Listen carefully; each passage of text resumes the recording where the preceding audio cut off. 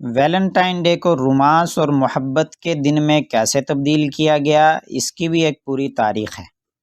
وہ یہ ہے کہ لوپرکالیا ابتدائی عیسائی دور میں زندہ رہا، لیکن 5ویں صدی کے آخر تک اس پر پابندی لگا دی گئی۔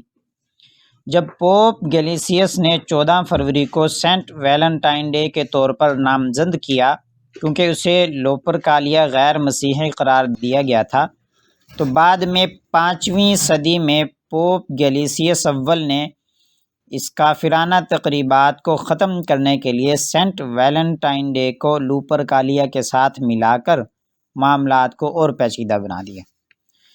تاہم یہ محبت کے دن کے ساتھ منسلک ہو گیا۔ فرانس اور انگلینڈ میں عام طور پر یہ خیال کیا جاتا تھا کہ 14 فروری کو پرندوں کے ملن کے موسم کا آغاز ہوتا ہے، جس نے اس خیال کو مزید تقویت بخشی کہ ویلنٹائن ڈے کا درمیانی دن رومانس کا دن ہونا چاہیے۔